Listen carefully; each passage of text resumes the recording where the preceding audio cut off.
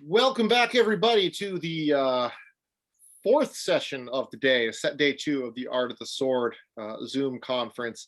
I'm Matt Blazek, Executive Director of History Live Northeast, and this session we're talking with Damon Stith, and he is the founder of, you are the founder of Guild of the Silent Sword, correct? And HAMA, Historical African Martial Arts Association. The Historical African Martial Arts Association. He's talking to us today from Austin, Texas. So thank you so much for joining us today, Damon. I'm going to let you talk about yourself for a little while, of course, but I until I learned about you, I actually had no idea what historical African martial arts were, and it's really cool. Some of the things that I've learned and probably learning wrong, so I'm hoping you can help educate me on more of that stuff today, because you've been doing some really interesting stuff throughout the country, really. And have you traveled internationally as well, or? I have. Shout out to the London Longsword Academy. David Rawlings has had me. Hold on a second. I'm going to mute everybody else. Yeah. But David Rawlings in London brought me out to the UK to be a part of his event, 2 Days of the Blade. I think it was maybe about maybe 2 years ago. So I had a great time in the UK. It was wonderful. But yeah, so I guess I'm now international. So, and how did you start doing this? Has this always been something you've been interested in studying, or? Well, yes and no. So gosh, I have a twisted, convoluted tale of how I got to the point that I'm at, and it includes a lot of backstory. And I'm an old man. I'm 45 years old, and I've been doing martial arts for the most of my life. I started when I was informally, when I was like 6, and then started with formal training at the age of 9. And so I'm one of those old fossils that I'm from the 80s, you know what I'm saying? Born in the 70s and raised in the 80s. So martial arts was a very small category back then. I mean, even some of the arts that are recognized today were not really as mainstream and as accepted during those times. So like when you were talking martial arts, you were speaking strictly about fighting arts that came from East Asia, primarily Kung Fu, Karate, Judo, Jiu-Jitsu, Aikido. And those were the exotic ones. Those were the exotic arts, So as a kid, I always tell this story about how there's my start with the sword, and there's my start with martial arts. And so my start with the sword began at the age of 6. My dad gave me this really cheap magical sword that was made out of like plastic, and it had like a jeweled scabbard, and it was like this wonderful like piece of old school toy. And the story legend has it that I played with it so much that it like fell apart, and then I taped it back up and played with it again until it completely disintegrated. But I think that was my the first time I kind of remember this having this kind of this unquenchable desire to like learn more about this weapon and about the people that used it. So I got really into like the hero's journey and just mythology and many of its shades and forms that we would find in media, but I was my thing. So I have this story running counter at the same time, just kind of as my reality as a young Black man growing up in the inner city in the United States. There was a lot of being very mild about, a lot of miseducation about my history and about our contributions just to the world and just kind of what that looked like. So nowadays we have a lot of information like right at our fingertips, and you can look and see things, relatively easy. Of course, you need to fact check what you see, but the idea that you have this access was really foreign. So I grew up just kind of having this love for this genre, for this I mean, I'm saying genre, but it's like it involves like Yeah. the fighting, and it involves like the stories and the storytelling and the images and the weapons and the armor and all that stuff. But I always felt kind of like more of an outsider when I was indulging in some of these things, you know. Um, and again, that's part of like the education was like I didn't know what was out there. Um, there was a stigma with, you know, connecting yourself to Africa because of, you know, just like this, just, I mean, to be quite honest, is like a large amount of self-hatred Hmm. about your roots and your ancestries, and just kind of, I didn't know anything, you know what I'm saying? I didn't know anything. Um, when I was the first time I believe I saw which started, and it started to chip away very slowly at this idea of like, you know, Africa's place in history, and then Africa's place as contributing to like warrior culture.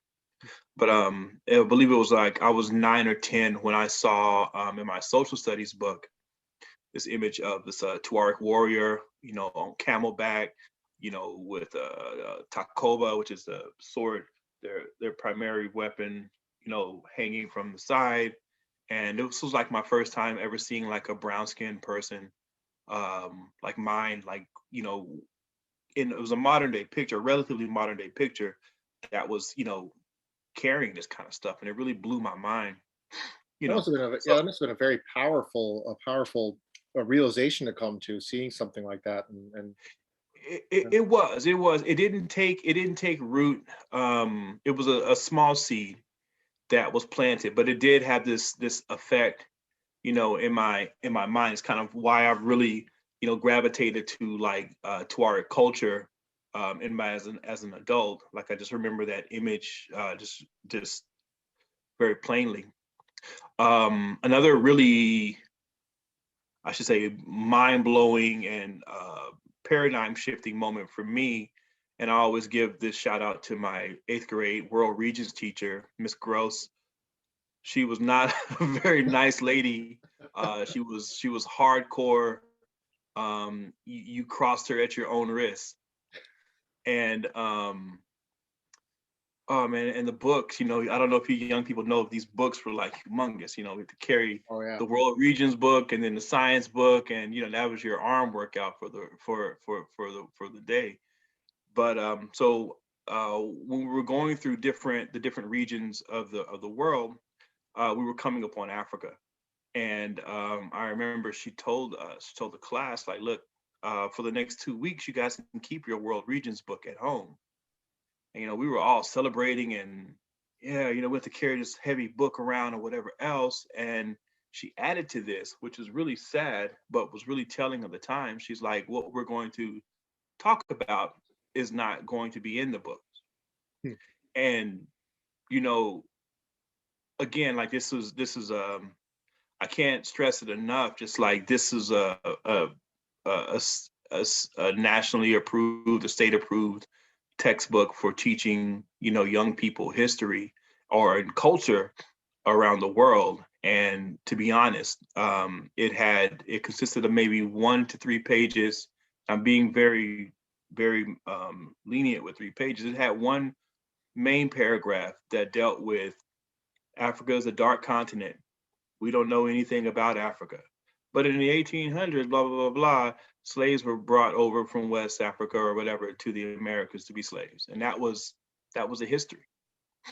So during that class, during those 2 weeks, she taught us about the West African trade empires of Mali, Ghana, Songhai. She taught us about Egypt and Nubia. She taught us about, I mean, so many things that I had never heard of. And again, I wasn't at that moment prepared to really act upon it, but it was a seed that when I, you know, a year or so later, when I started to delve into African history even more, those were the terms that I went and looked for, and it's what really, you know, put me on this path. Well, Like, I'm sorry. mhm. So you keep mentioning these seeds getting planted. Now, eventually, you know, these seeds have grown into a Yeah, tree of knowledge, I guess you could call it, because like you said, you started the Guild of Silent Sword, and you started the HAMA.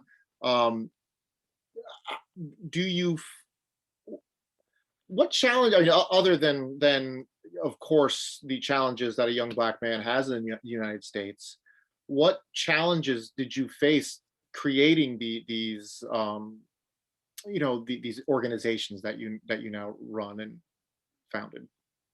Yeah, so that's a good question. Um, Depending on our phase of our development, we've had different issues. So in our main issue is so I'll answer your question. I'm gonna back up just a moment just to kind Sure, of this sure. just to show you kind of where when I got on the path to kind of know how I came into it. So like I said, I began in East Asian martial arts, and then while I was training in Shorin Karate, I became exposed to the writings of Miyamoto Musashi and the writings of Bruce Lee.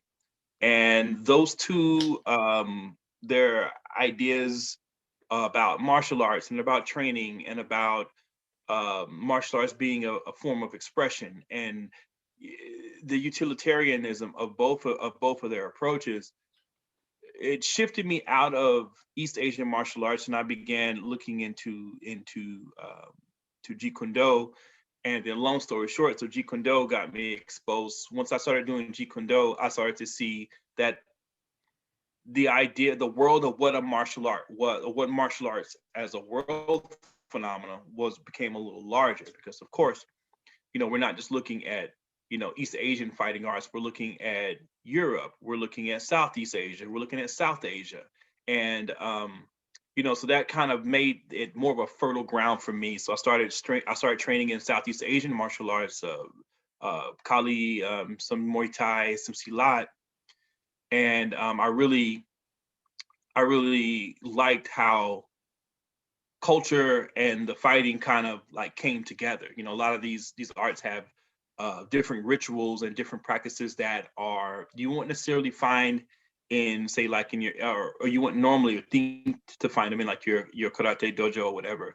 But I liked how this was kind of interwoven into the art. And so when I was 17, when I just graduated from high school, I saw this legendary movie called Only the Strong, and I didn't know what it was that they were doing, but I knew that, oh man, I gotta do this. So this was like my introduction to capoeira. So I transitioned from the Southeast Asian martial arts into capoeira, and then when I really started training in capoeira is when the tree started to grow. So with capoeira, it begged the question of like, okay, most academics, or most etymologies of the art says that it came from enslaved Africans who were hiding their fighting arts in the form of a dance, yada yada yada yada yada yada. Right, that's what we normally get. So it gets this really Brazil-born kind of like, hey, they took traditional African dances and fights and they combined them all in this melange of dance fighting game, and then they hid it by doing these acrobatics and stuff so that the slave masters would know that they were training, but they were secretly training, right? And I was like, okay, yeah, I drank the Kool-Aid on that because that sounds kind of how things worked in a diaspora. You combined, you mixed, you hid in plain sight, and and for a lot of situations that was really true. But studying the art detached from a group and more of in an academic setting, I learned that that's a gross oversimplification of the development of the art. And two, the art has very, very strong ties to not just Africa, but to Central Africa in particular, in a lot of ways, based on its techniques and based on its, spirituality and ideology of movement. And so in my mind, I made this leap and I was like, well, okay, so if capoeira was the seeds of it, the roots of it was brought to Brazil and is based on this on parent, is based in Central Africa, then there has to be parent arts on the continent. And so when I made that leap, is when I started searching for not only for capoeira's combative cousins in the diaspora, but I also began looking for fighting arts that were found on the continent as well.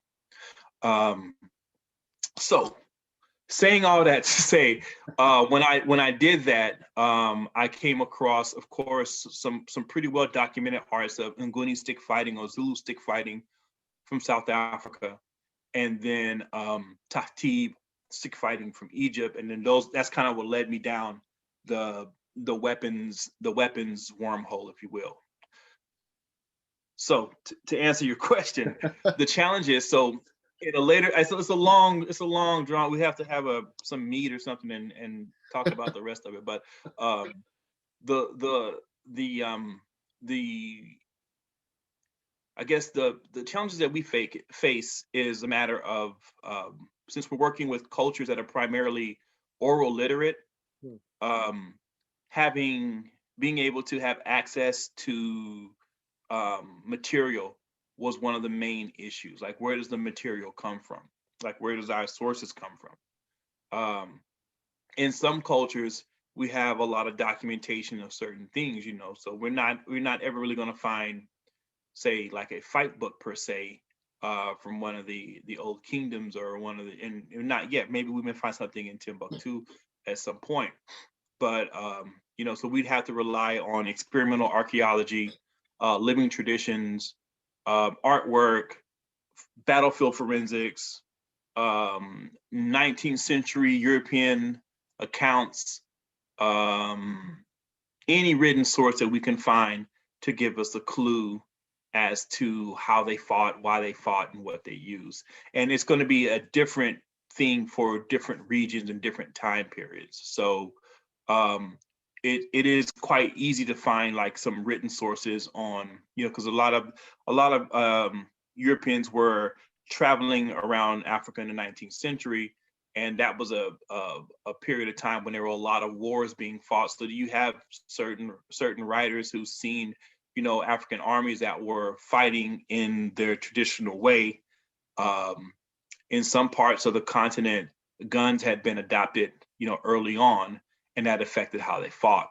But in many areas, especially in the areas that retain this idea of fighting with sword, spear, primarily on horseback, gun technology, adapting guns weren't as, it didn't really affect the traditional form of fighting, which I guess had crystallized probably like in the 14th century into now. So you have, British soldiers in Sudan fighting against, Mahdist warriors who are riding into battle, with chainmail, broadswords, and spears and shields and stuff. Same in Ethiopia in certain cases. So the challenges has been getting sources and interpreting those sources, and then two, just kind of getting the word out about what we're doing, and also kind of sidestepping some of the pitfalls that comes along with the African martial arts community, which is another separate beast in and of itself. But when dealing with African martial arts, there's always a question of legitimacy, and then questions of intellectual honesty at times. So dealing with those pitfalls has been difficult. That's really really interesting, because it sounds more, instead of just studying and teaching a martial art, you're really, rediscovering these cultures, because from what you're saying, it sounds like the cultural part of the combat and the sword play is just as attached to the combat as everything else. Yeah, and that's the thing is, there's an old saying in an old Islamic saying, is that you don't discard any part of your meal because you don't know where Allah has hidden the blessing. And so in this case, like, we don't know where you'll find that that little bit of information, that nugget of information, that will, solve a bigger problem. Hmm. A really great example of this, and I could really just find this guy and I can just shake him if I was able to. Um, there was a British soldier and he was traveling in Ethiopia, and man, these guys are pretty precise when they're describing things. They're describing trees and they're describing rocks and all this stuff with great detail.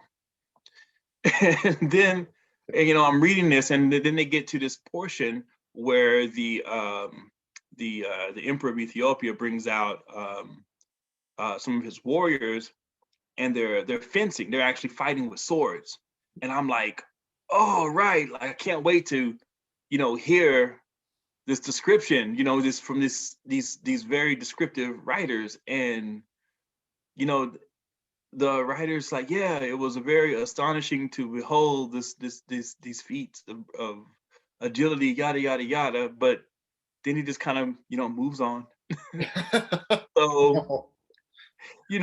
but even with that, it does tell me things. It tells me that even though the person, for whatever reason, didn't feel it necessary to describe what he saw, the fact that he made note of it and that it impressed him, uh, showed me that there was a certain amount of skillfulness that came along with the display. So it's like, again, I can't uh,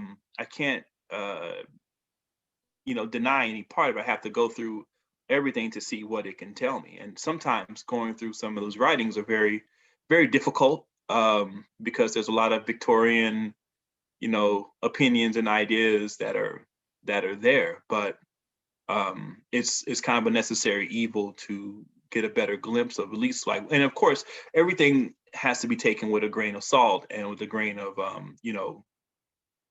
caution, but it is really rewarding when you do come across really good clues and really good information. As a medieval historian, I also share a hate for Victorian history as well. Um, Yeah. so it's really fascinating because you mentioned swords in Africa and African cultures a number of times now. And this is my complete ignorance on the subject and uneducation on the subject, because I never realized that Africa in itself was a sword wielding nation, a continent, not nation. Yeah, exactly. Exactly. Yeah. We don't think, a lot of us don't think of swords being an African thing. Right. I know the use of spears, of course, and I've heard of the stick fighting before, but never the swords. Can you tell us a little more about like some of the African swords that you've Mhm. learned about in your journey? Yeah, yeah, most definitely. Okay. So don't feel bad. That is a common people operate from that common understanding, is that they don't associate the sword with Africa. And we have to realize how enormous and how diverse, of a landmass it is. It's ex- it's extremely diverse, extremely diverse. So African warriors are most famous. The Zulus are kind of like, what is the kind of go-to, what we know of, and that's like they left one of the most lasting impressions in 19th century, minds. And so we get a lot of Zulu warrior culture kind of when we talk about African warrior culture. And the Zulus didn't develop a sword per se. They developed they had developed a specialized spear that could be used for close quarters fighting, for thrusting and stabbing. And we have to understand that this was happening in the 19th century, and this was like only one portion of the continent. But if we go to, and not even just talking about like North Africa, which again the divisions between North Africa and Sub-Saharan Africa is kind of a it makes it seem like there's this like harsh cutoff between the flow of ideas from across the Sahara. And what we're finding is that there was more communication that was going on between these parts, and it's not really as easy to just cut them and parcel it in half. So concerning weapons, concerning swords, just like most time, and I think this is true for most historical societies, in our minds, and as a modern people, we associate a lot of power and symbolism to the sword. And I think that, and you guys can correct me if I'm wrong, I think that most cultures, even though they may be a sword culture, uh, tend to use other weapons that were easier to mass produce, easier to replace, spears, axes, and things of that nature. Exactly correct. And Africa is no different than that. Yes, I'm reading a message there. Yeah. This is true. It could only have been a Crusader blade. And so jumping off on that, so what you'll find is in you have North Africa, you have the Sahara, then you have the Sahel, and then you have like on the west coast you have like a savanna belt, and then I'm not sure what the land mass would be on the south of the Sahara of the Sahel line east. But it probably goes into highlands and such. So in these cultures, in the Sahel and in these highland cultures, you have pretty much what you'll find. One of the most predominant styles of sword is going to be a broadsword. I'm using the term broadsword. I'm not sure exactly what would be the correct term. They're like arming swords. Pretty much they have a cross guard pommel. They look like European swords. Like you would look at it at first glance and say, oh, that looks like an arming sword. It looks like something like that. So in the west, it's the takova. In the east, you get what's called the cascada or the saif, just using the Arabic terms.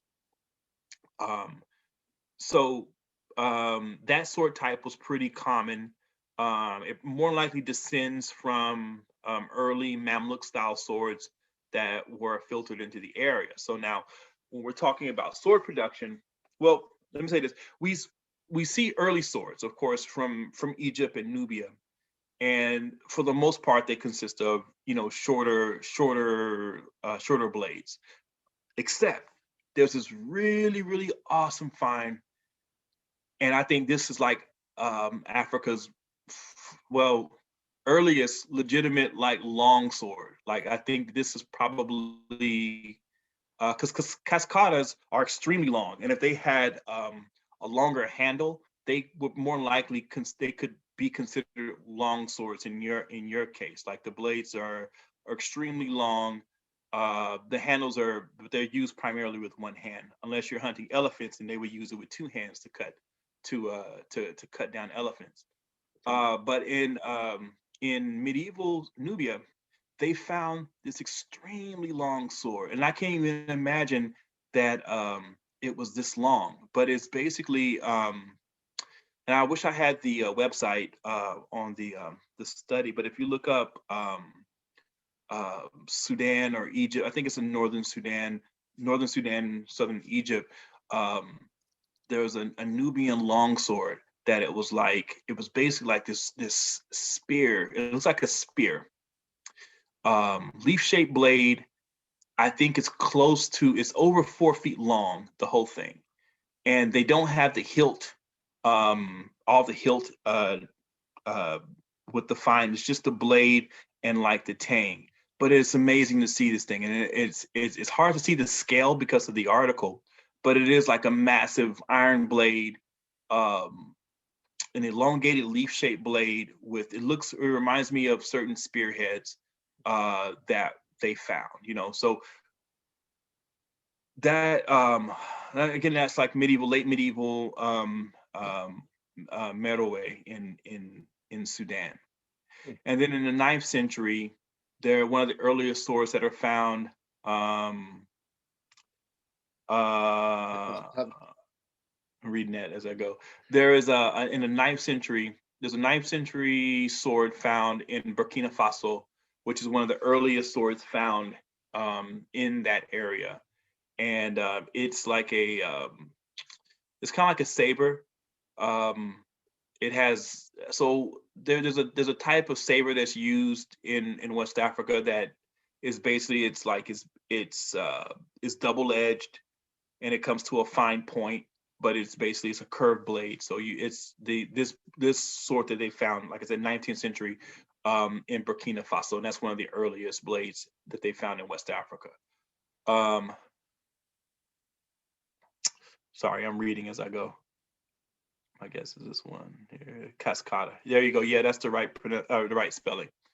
Um, so you have these blade types that are found, and we're still so this field of this field of looking at African weapons is very understudied, and even African archaeology in this case, where we're finding these weapons and stuff, it's an underdeveloped field in many ways, you know.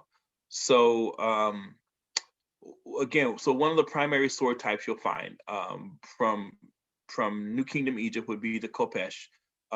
This blade style wasn't originally an Egyptian design, but it's filtered through other parts of East Africa in many permutations. One of I guess as far south as Sudan, they found an early Kopesh made out of copper in Sudan.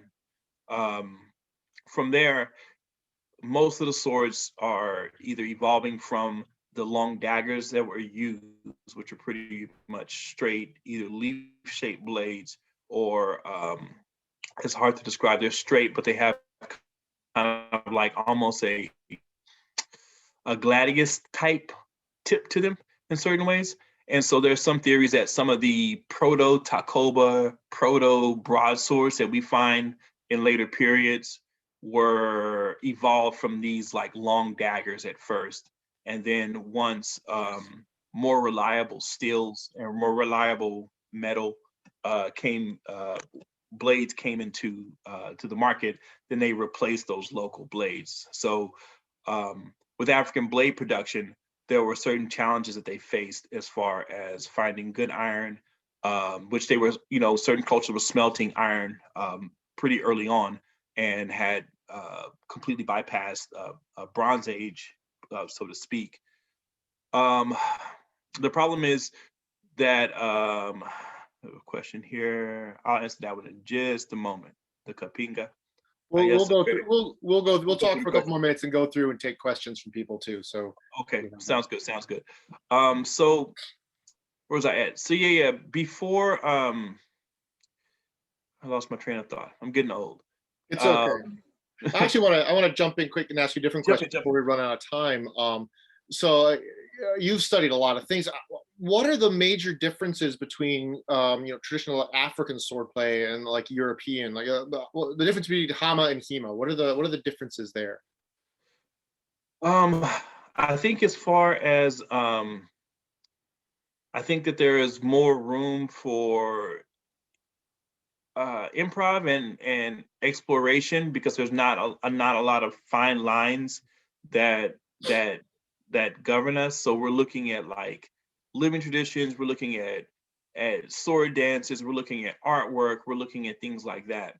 And so what I stress, um, I have to make myself how do you say, I have to make myself um not appropriate, but I have to make myself um, qualified in order to decipher some of these movements. And for me, what that means is that I have to understand um, how to apply. I need to, as a fighter, I have to I have to strive to be a very competent fighter in order for me to take these different elements and make them make sense, like in a fight kind of situation. So um, I think that for me, at least, I feel as an individual, I feel more pressure to be to make sure that I can apply my theories, and that my theories are also, you know, connected to the sources that I'm using. I feel that with HEMA, I mean, it doesn't necessarily, it depends on why you're training HEMA and what you want to get out of your practice. But I feel like since there's written source material, it's not necessarily incumbent upon you to a be able to apply the practice in order to be able to fully appreciate, what you're learning. I don't feel like there's that same kind of pressure. And this is just me from my own personal experience. Um, I think that with African martial arts in general, whether we're talking about historical or traditional or living traditions, there is a certain amount of, then it's just that there is a livingness to it, whereas traditions don't necessarily mean that they like are stuck and immutable. Some of these things change and evolve, and they grow. So what we find is that African martial arts tend to focus more on concept and principle as opposed to solely by technique. Now there are some technical aspects to it, but it tends to be more of a concept and a principle than it is an actual, like, this technique is discernibly an African technique. So then that makes it really hard sometimes to distinguish when you're talking about like principles. You know, one set principle is like this sense of closeness to the ground, this lowness, even in like the swordsmanship. A lot of times are played in these like changing levels and fighting from these crouched positions and stuff. And you'll see something similar like in Georgian sword play, where they fight from this crouched position, in which I think it's for most of us that have seen sword fights or as what we think are sword fights, that's kind of like a weird concept. Um, so I think that those are some of the things that makes it different. And it's going to depend also, because I'm speaking kind of broadly. And again, each system and each art has its own challenges, that some things may be a lot closer to HEMA than they are what I'm describing. So, for example, the Historical African Martial Arts Association, we are currently translating a Mamluk treatise from classical Arabic into English, and having to decipher that, the descriptions and stuff, it has its challenges in and of itself.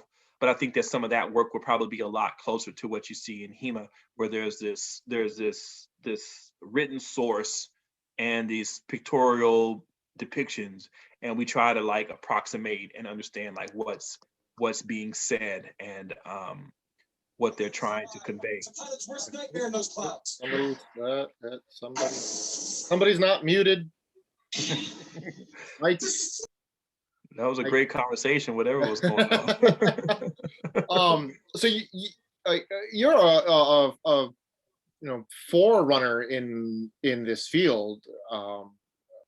Who inspires you in doing this? Who do you look up to?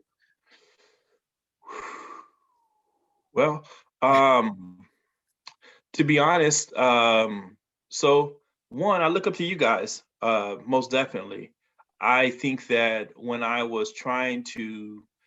came into African martial arts, I was really excited about it at first, and then I kind of got bogged down by kind of the other stuff that was this. It's part of our story, and I've got to embrace that you know there was a time in the late 60s, early 70s where people were trying to connect back to Africa, and they didn't have the tools and the resources to do that. So they started, and they were martial artists already, and they started to create these African Asian hybrid arts, and they're ingenious in their creation, and they deserve to exist, and they deserve to have their story told. But when looking for things that came specifically from the continent,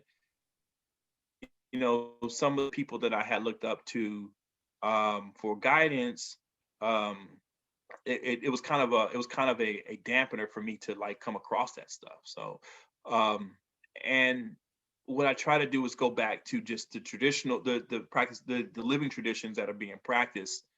Um, later on, when I came across the work that was being done with HEMA, and because of like personal injuries for myself, I kind of saw a beauty and a simplicity in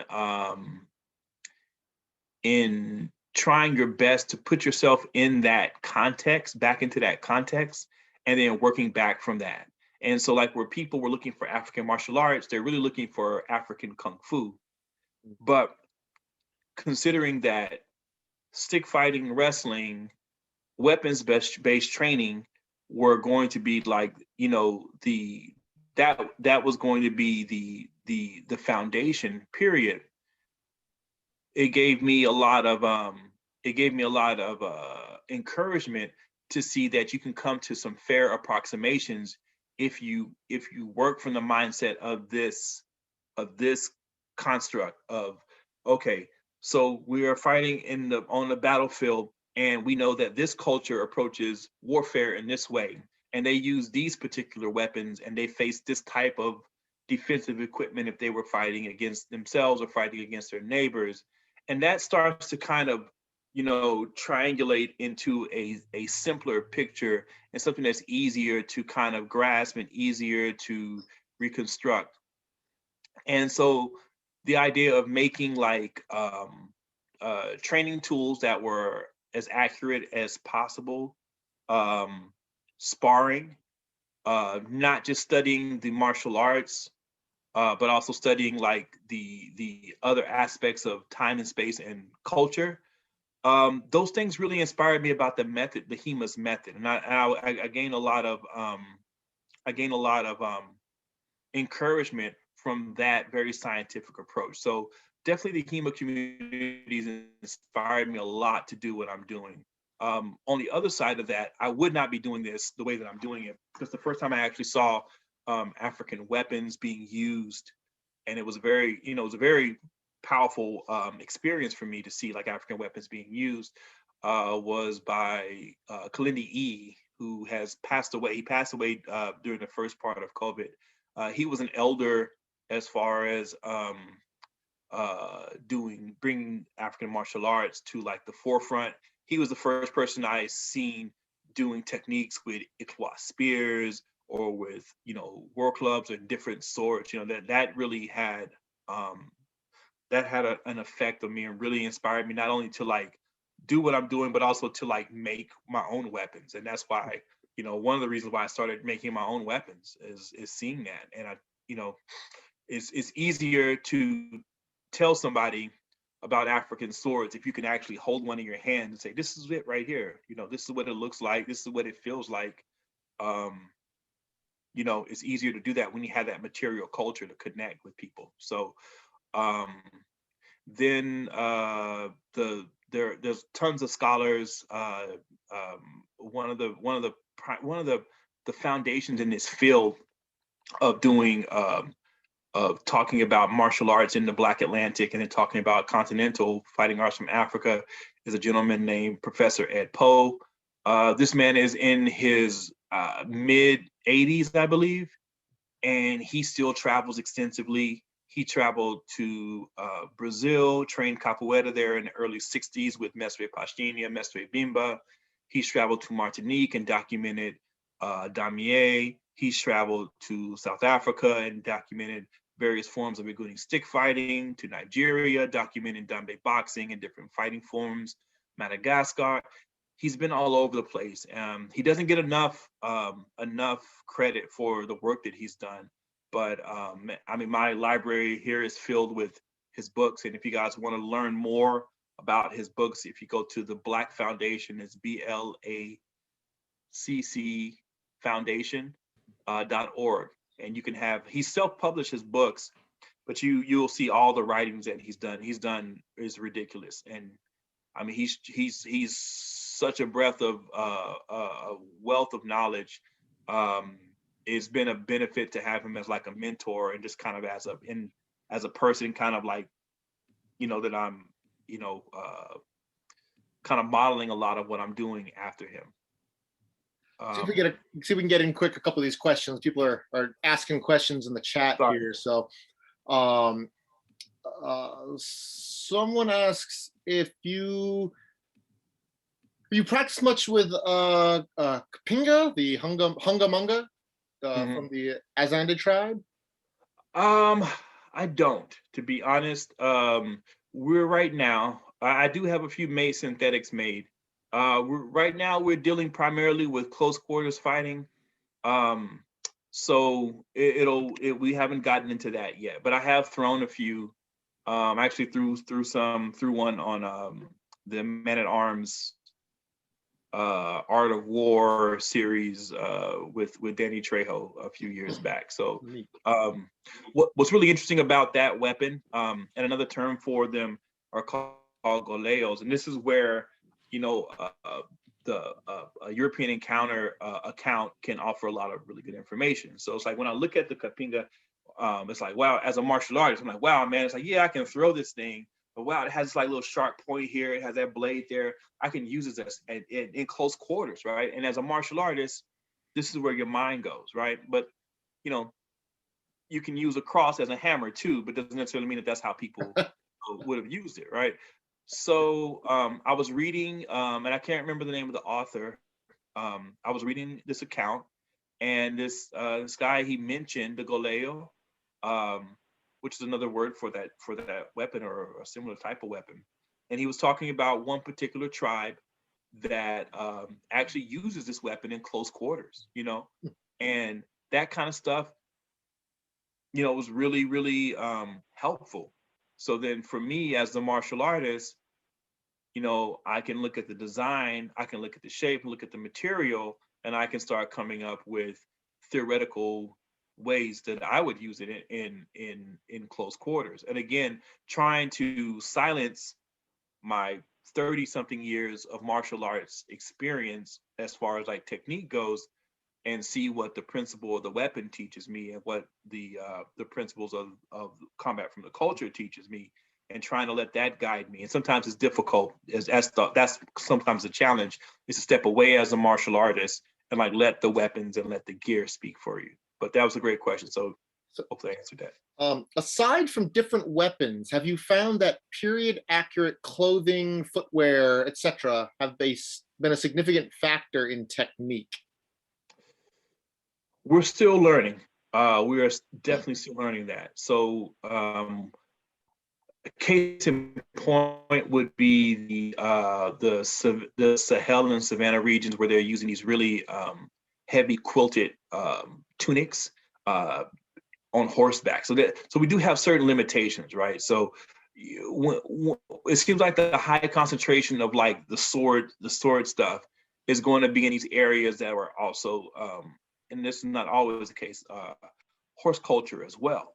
So it's not quite feasible for us to do things on horseback, on a regular basis. So it does make a little bit of our understanding, it that kind of one affects it. So then also fighting in that type of gear where they're wearing, either these heavier quilted tunics as protection against arrows, that kind of stuff has we have to experiment more with that. So I think that once we get a little bit more traction, we can get more people who are in the HAMA community, but they're not necessarily fighters, but maybe they are people who can make armor, or they can make, reconstruct some of these types of traditional pairs of clothing and protection.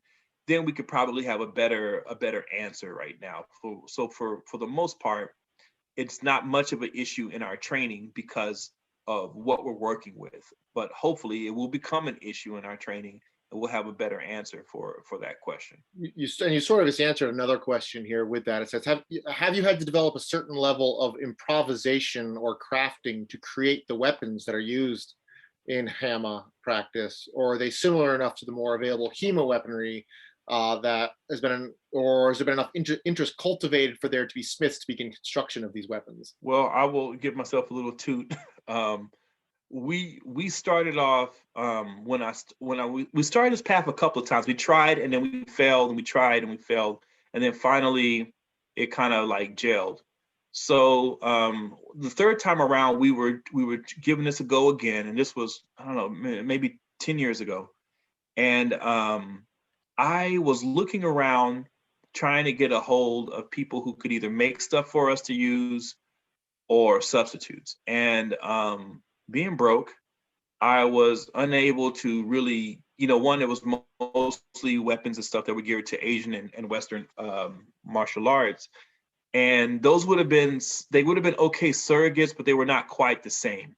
So what I started doing is like, I had a few pieces of HDPE plastic, and I made a few swords out of the plastic. And they were terrible. They broke, but they kind of gave me, they kind of like were the jump off point for me to start making my own training swords. So like now, 10 years later, roughly, we make training swords out of synthetics, out of wood, out of aluminum, out of steel, out of bronze now. So, Really? Wow. And that was kind of a necessity. That was a necessary evil for us in order to, have, because before, I remember our first exchange encounter with the HAMA group here in Texas. It was a DeKalb's group in Houston. They came to Austin, and we all met in the park for some sparring. And like, everybody had their gear, and they had their like synthetic long swords and stuff. And we were like fighting, honestly, we were fighting with branches of sticks taped up to look like the types of swords we were using. Oh no! Wow. That was our beginning, what I'm saying? And there was, as ridiculous as that felt at the time to do that, it is for me remarkable to see like how far, we've come. So in order for us to like try to reconstruct these weapons, we try to get our hands on authentic antiques and then try to build from there. But that's not always possible. So we're always kind of tweaking and adjusting our designs based off of our understanding. And what I really appreciate about this path is that, and as much of a perfectionist as I am, and as hard as I am on myself, it's okay for me, if I'm practicing intellectual honesty, for me to say, oh man, I misjudged this. I made a mistake here. I miscalculated this. Like our Kopesh at first, they were humongous. These big, crazy, monster Kopesh. And that's one of our weapons that have evolved so much because our understanding of what that weapon looked like and felt like has evolved, and our understanding of how it was used has evolved as well. And I think that's the beauty. That's always the humbling beauty of it. It's like as cool as I get, or as many shows as I get on or whatever else, you can always pull up the Facebook picture of me fighting with two taped up branches as a Takoba sword. So that's the process for us. That's fantastic. So we got one time for one last question, and this is the hardest question you're going to be asked this whole time, asking all of the participants. What is your favorite sword? Oh man, my favorite sword. That is I hate that question.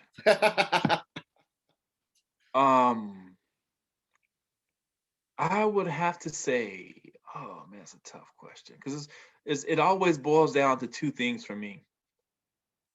It's either the Takoba, or it's one of the different types of sabers that we find on the continent. I'll let you pick those two then. And man, that I think the saber fits more my movement style. But I think probably the Takoba, the Sahelian broadsword is probably like my foundation. Like, yeah. Well, Damon Stith, thank you very much for joining us today. That was a fantastic talk, and thank you for coming to this today. We've been talking with Damon Stith, founder of Guild of the Silent Sword, and HAMA, the Historical African Martial Arts Association. You can check out his the one website I know of, which is silentsword.org. Mm-hmm. And there's also the HAMA, HAMAA, Historical Martial Arts Association at WordPress.com. where you can find more information about the organization. And quick plug, this the 27th and 27th of February and March 6th, I'm doing a team up workshop with Jay Pugal of Visayan Corta Cadena Eskrima. It's going to be Filipino martial arts and African diasporic martial arts together. If you guys are interested in that, you guys can contact Matthew and he can let me know, or whatever else. You can reach me directly or whatever. I'll give you guys information on that. But thank you guys for listening to me rant and ramble on about this. Thank you for it was absolutely wonderful. We're gonna take just like a 3 to 5 minute break, folks, and then we'll be back with Todd Totoshini of Todd's Workshop and Peter Lyon. So thank you. Damon, thank you again. Thank you. Appreciate it, guys. You guys take care. Bye.